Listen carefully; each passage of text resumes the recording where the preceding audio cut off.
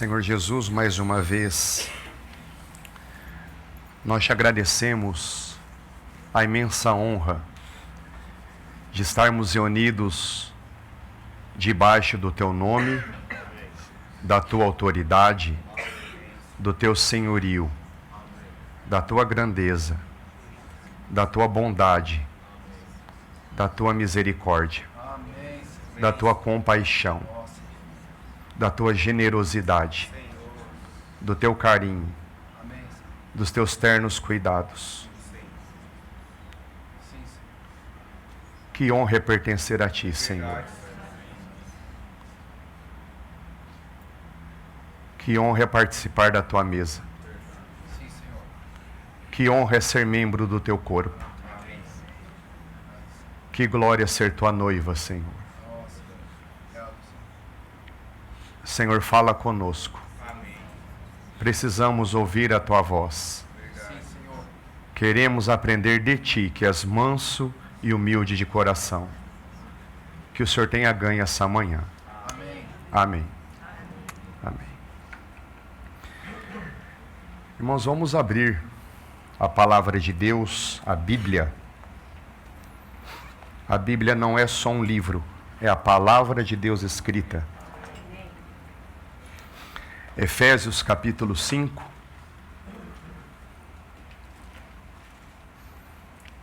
Efésios capítulo 5.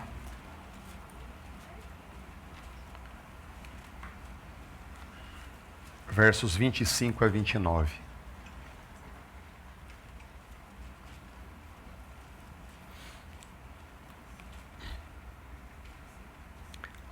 Efésios 5, 25.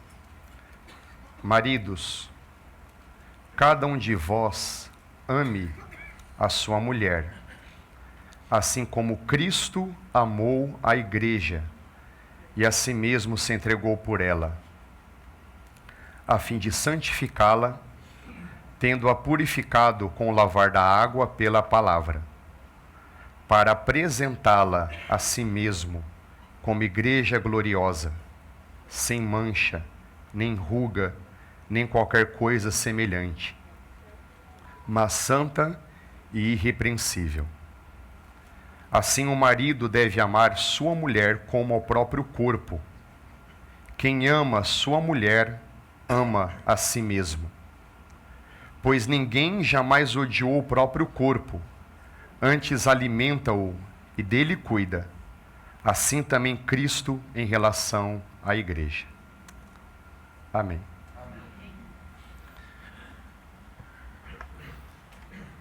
Irmãos, a maioria de nós, mesmo aposentado, normalmente tem um dia a dia muito corrido.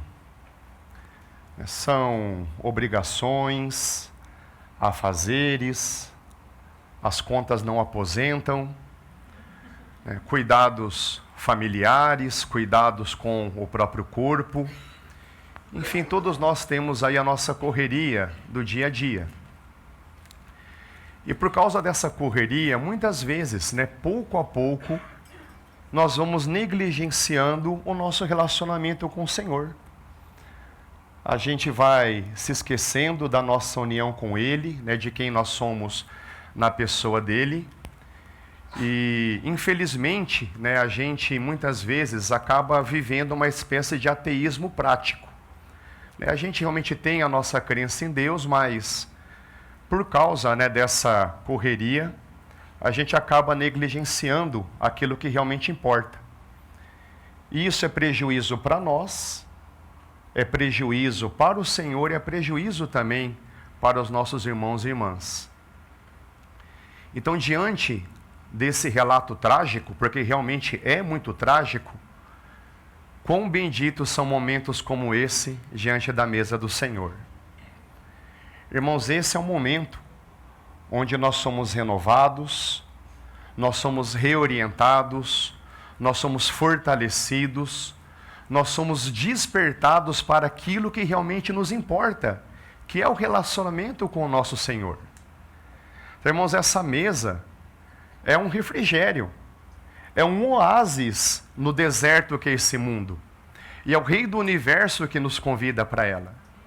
Então, irmãos, em nome desse Senhor Jesus que nos convida, que os nossos corações estejam completamente quebrantados, rendidos, agradecidos por esse momento que reorienta toda a nossa vida.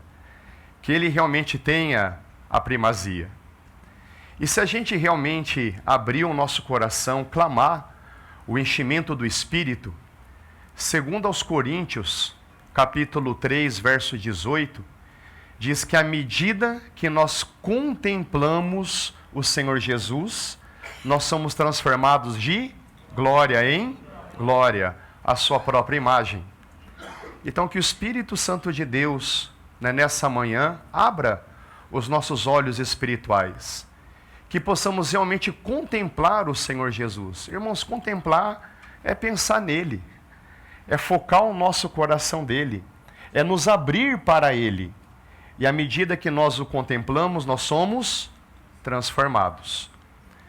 E o que veio ao meu coração para nós partilharmos essa manhã são 3 contemplações, 3 aspectos do nosso Senhor Jesus. É vê-lo como nosso remidor, como nosso justificador e como nosso mediador. Tá? Procuro ser bastante enfático.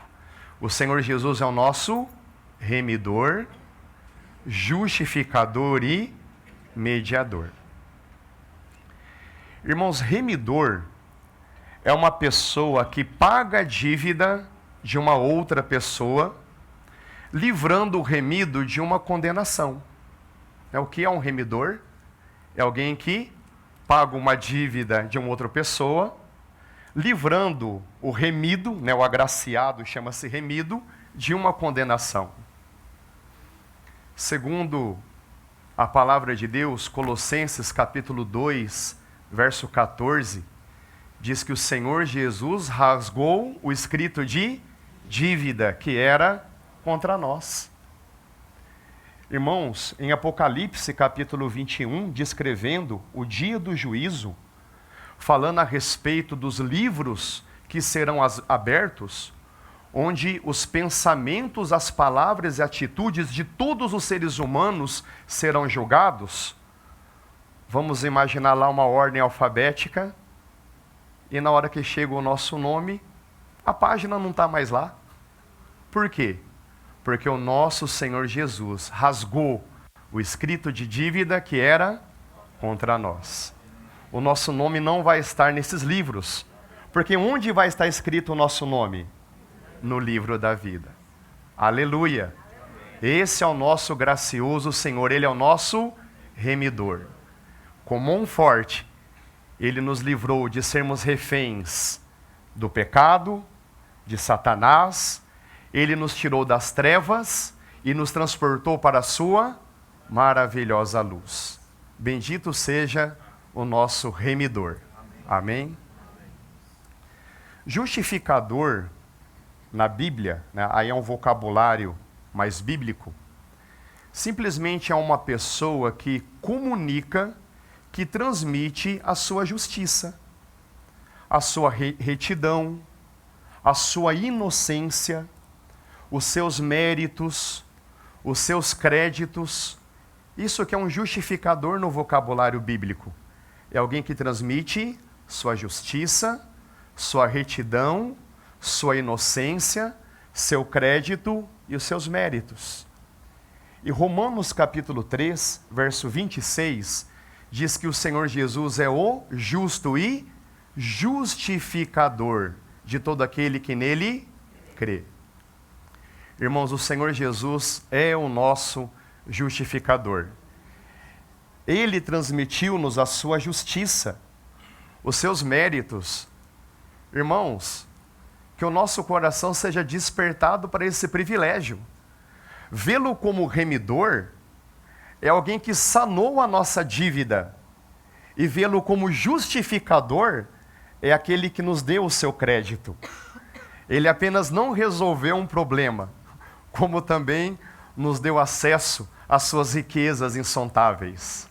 Ele é o nosso justificador. E por fim, irmãos, ele é o nosso mediador. Mediador simplesmente é uma pessoa que se interpõe numa relação.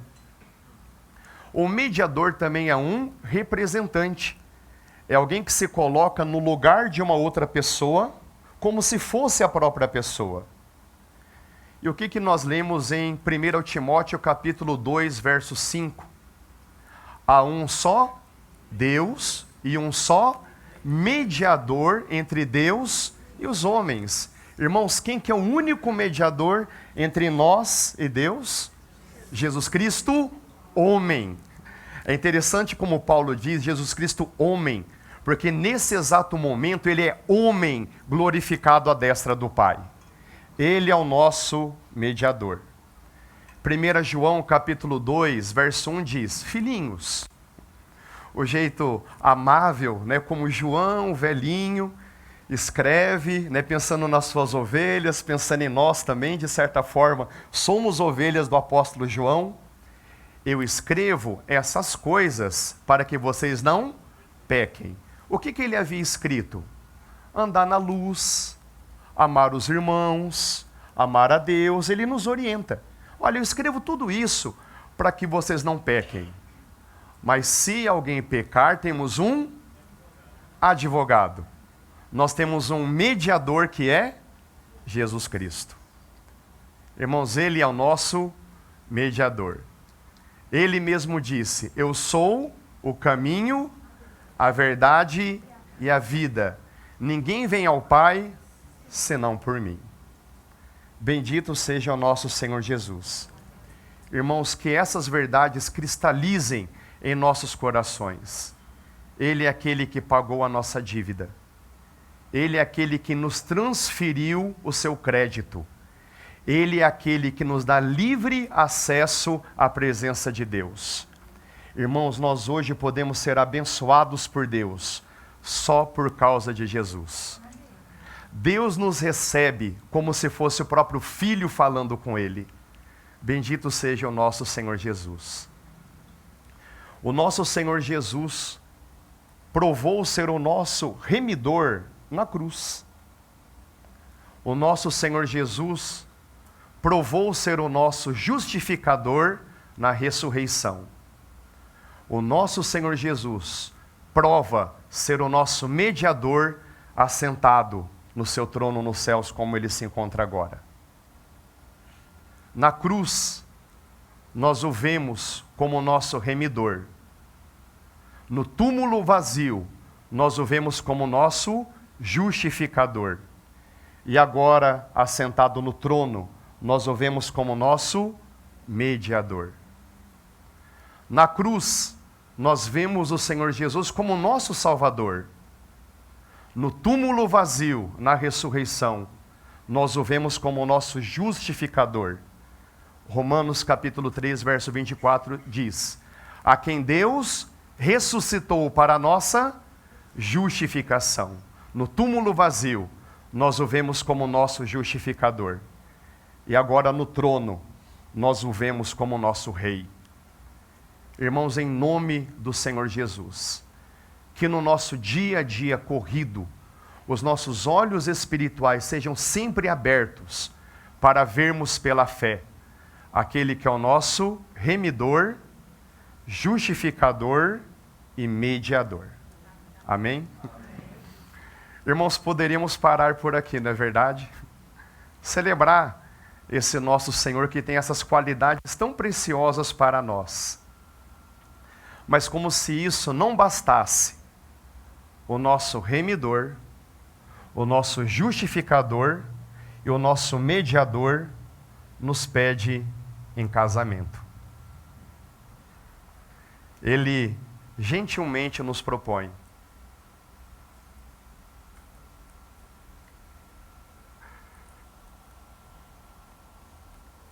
Eu sei que é estranho até um homem dizer isso, né? Mas quão glorioso é o Senhor Jesus nos dizendo: você quer casar comigo? O nosso remidor, o nosso justificador o nosso mediador, nos propõe em casamento. Irmãos, é assim que a Bíblia termina. A Bíblia termina com o casamento eterno.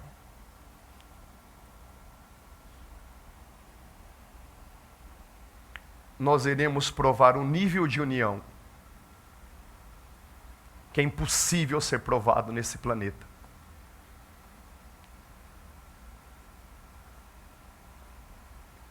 Um prazer por toda a eternidade diante do nosso Salvador, Senhor e Rei. Amém. Irmãos, e é aqui que nós voltamos então para o nosso texto inicial, Efésios capítulo 5, no verso 25 ao verso 29. Então, primeiro ponto, o Senhor Jesus é o nosso remidor. Ele morreu por sua igreja. No verso 25 nós lemos: Cristo morreu pela igreja. Ele é o nosso remidor. Irmãos, talvez uma das passagens bíblicas, eu acredito que seja o verso bíblico mais conhecido. Vou dar a dica, vocês terminam, por favor, só para confirmar as minhas suspeitas. Qual é? Deus amou o mundo. Irmãos, vamos personalizar. Deus me amou. Deus nos amou. De tal maneira que deu o seu Filho unigênito. Irmãos, quero apenas focar esses dois verbos. Deus amou e deu. Não foi simplesmente, olha, eu te amo, beijinhos, agora faça o seu melhor, se vire. Não. Ele nos amou e ele se comprometeu conosco. Muitos anos antes de João ter escrito o seu evangelho, provavelmente o evangelho de João talvez tenha sido o último livro do Novo Testamento a ser escrito, Paulo já havia escrito em Romanos capítulo 5, verso 8, dizendo que Deus prova o seu amor para conosco, tendo Cristo morrido por nós, mesmo nós sendo ainda pecadores. Irmãos, o amor do nosso Deus é um amor prático. Não é simplesmente um amor de boca para fora, até porque isso é algo impossível no ser de Deus, porque tudo que ele fala se concretiza. É diferente de nós seres humanos que às vezes temos uma dissonância daquilo que a gente fala com aquilo que a gente pratica, não é verdade? Mas isso não ocorre no ser de Deus. Tudo que ele fala acontece. Então, se ele ama, é porque ele prova seu amor.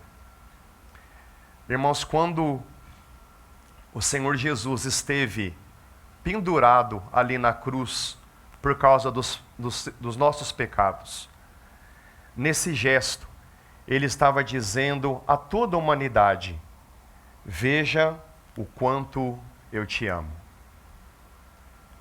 Em Cristo pendurado na cruz, recebendo no seu corpo todos os nossos pecados, ele estava provando de uma forma muito viva e real o quanto ele nos ama. Irmãos, daqui a alguns momentos, nós veremos esse pão sendo partido e nós o comeremos.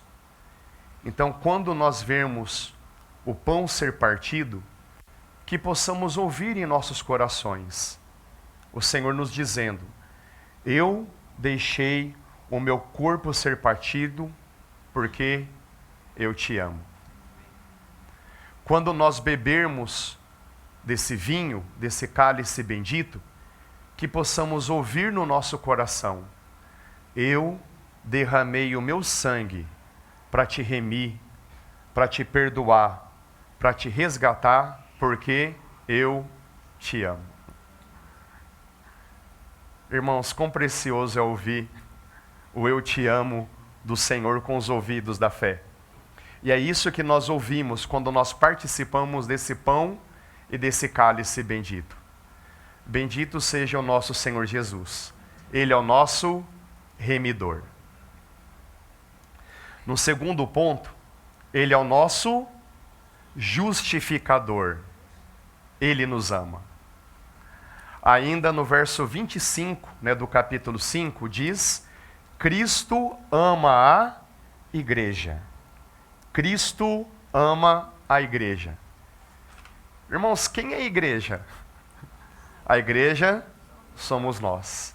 Então, Ele nos ama. Ele é o nosso justificador.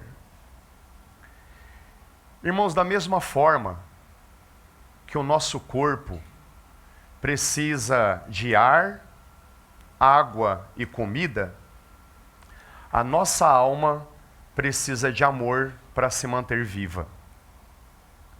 E quando eu falo aqui em amor, eu não estou me referindo a sentimentalismo ingênuo. Eu não estou falando de paixão pueril, não estou falando de pieguice, de sentimento superficial. Eu quero dizer no amor no seu sentido mais nobre e pleno. Todo ser humano, na sua alma, tem fome e sede de amor, de ser amado, de ser aceito. O nosso irmão Agostinho diz no seu livro Confissões: ó Deus, criaste-nos para ti, e somente em ti a nossa alma terá descanso. Irmãos, todo ser humano minimamente sensível percebe esse vazio que há na alma, esse vácuo que há no coração, e procura preencher de diversas formas. Procura preencher com entretenimento, prazeres momentâneos, dinheiro, fama, poder. Mas é aquela síndrome da droga, que à medida que procura mais, sente mais e mais carência. Por quê? Nada disso pode satisfazer. Como diz uma frase, dentro de cada ser humano tem um buraco do tamanho de Deus. Somente Deus pode nos preencher. Em 1 João capítulo 4, o verso 8 e depois o verso 16 diz que Deus é amor. Irmãos, o amor não é uma coisa. O amor é uma pessoa. Deus é amor.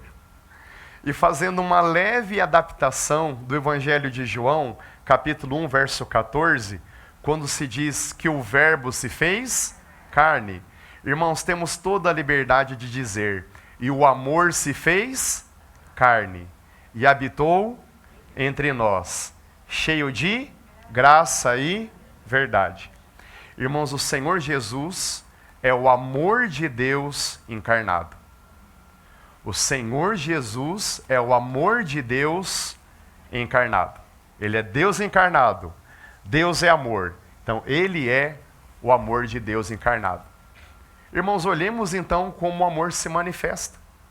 Olhemos para a pessoa de Jesus. Como é que o amor se revela? Ele sempre foi obediente. Ele sempre foi submisso ao Pai. Quem ama, obedece. Quem ama, se submete. O Senhor Jesus sempre cuidou das pessoas. Irmãos, o Senhor Jesus acordava de madrugadinha, porque Ele tem que priorizar o relacionamento com o Pai, Ele precisa da agenda do dia, Ele tinha essas ordens direto para o Pai, e depois Ele se envolvia com as pessoas. Então, irmãos, não é só uma frase. Quem ama, cuida. O Senhor Jesus cuidava das pessoas.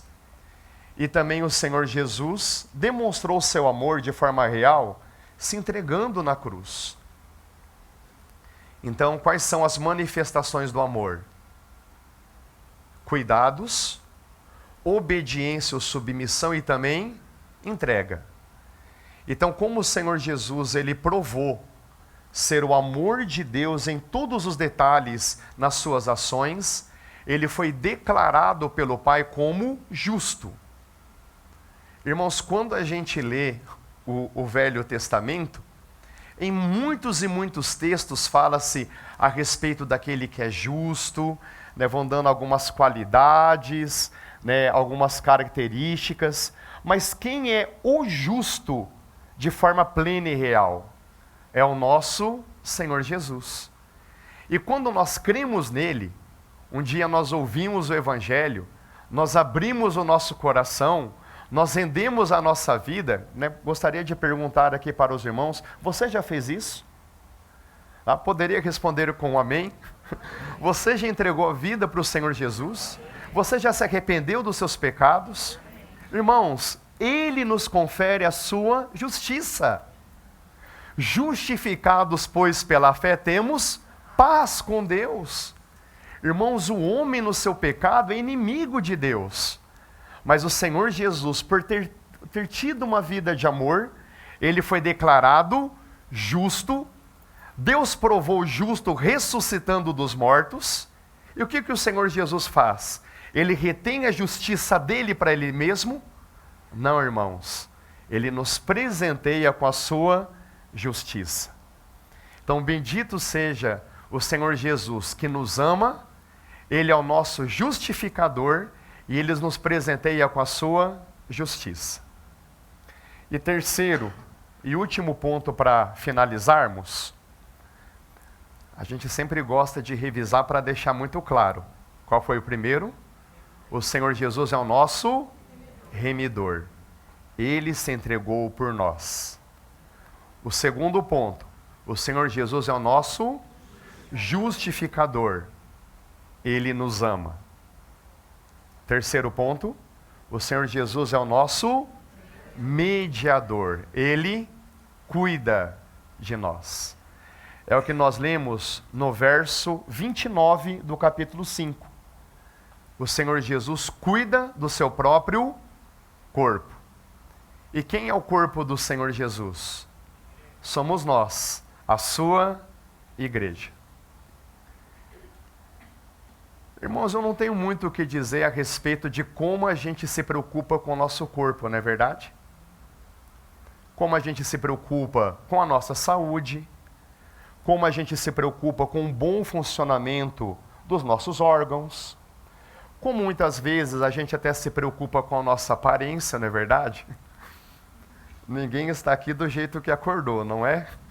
Então a gente se preocupa como a gente se demonstra, né, para com as outras pessoas. Então nós temos um cuidado saudável, importante, né, higiênico a respeito do nosso corpo. Irmãos, se nós, sendo maus, temos essa preocupação, o que dizer a respeito do nosso Senhor Jesus? Quando ele diz em Mateus capítulo 16, verso 18, eu edificarei a minha igreja. Irmãos, nós podemos muito bem ouvir, eu cuidarei do meu próprio corpo. Eu edificarei a minha igreja. Eu cuidarei do meu próprio corpo.